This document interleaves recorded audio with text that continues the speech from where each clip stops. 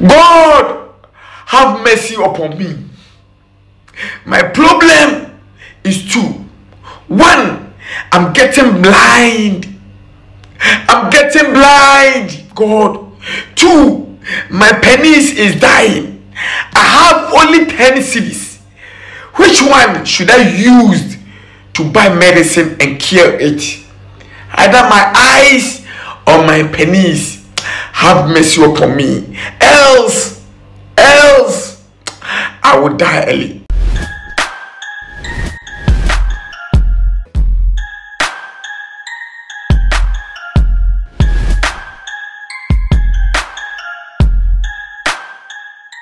Mema obi bia akwa abasronko edeba attention TV so eyemwa mo de hye na natele nene masanso enimodi ehye bi mu afide kasie so mepa mo chomo subscribe eye channel no emame na mo share videos na across all the social media platforms ne so emfa emame sa na mo like page ne so se wates na the comment ne so edi aba o subscribing to this channel bibia ekosi bia ibano training issue any attention TV so na obeti ne first na wa hu notice no e phone no se Ghana na wonam hokwa ye news bia ba obeti ne first because we subscribe to this channel Patrick University and so energy eye mo bru hu efo ho university and number no na e dash screen so fa university number na efre no na boa eye ejanka efo ni obenya bia ena ede be na etwagu ewe social media platform no esu ni etwagu ni de anu odin yie big Akwess esu den esu mu odin yie pa esi ni baby eye ne ya momie nkotie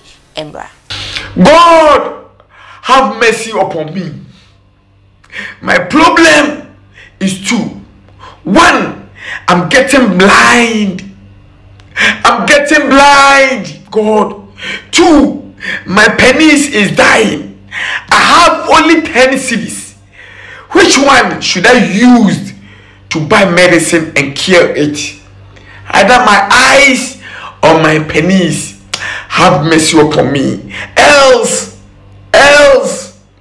I will die early. Mesai Emma Ashefo Akwababim Ediba Attention TV so nampam chomo subscribe channel no Emma me na mo share videos in across all the social media platforms ne so enfa na mo fam comment ne ntai etwe enfa Emma mesa na mesanso edo isiko ewo asem fufuru bia sanso aba besi eye endra ejoda ewo aproma se atese aye ni so tie pa sem we dia no hye o police barracks ho a anu odin ejabi to police barracks wona to honom eye prosini ene ne yure ene ne banyina atese mu nyina ka nchine egu mepamocho mo subscribe channel no emame na mo share videos na across all the social media platforms ne so emfa emame sa na se mo subscribe to this channel we say ensem bi say nim na natili bebe ji makunya jisi ma be hwie edi egu ho edi amam ne mahuni eko ewo oman Ghana mo producer fa pictures no eto so emame na chese obi ehuni esi ewo apromo asa chese police barracks one day na no hye pamwa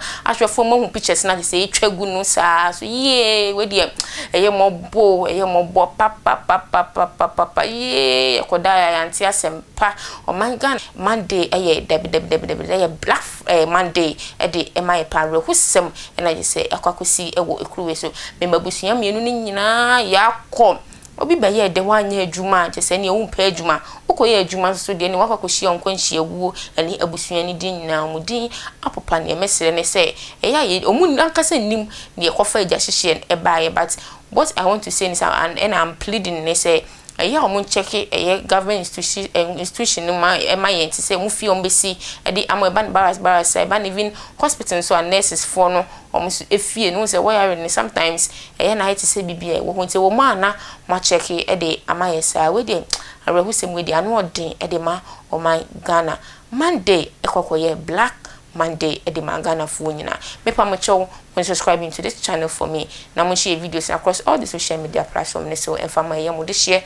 natili na mo like page no say what ase na mo comment ne so e title e de amayesa me do bibia ase mo jembre na mo hwe me e wo efidikasi so makra mo da se ne esa me hwe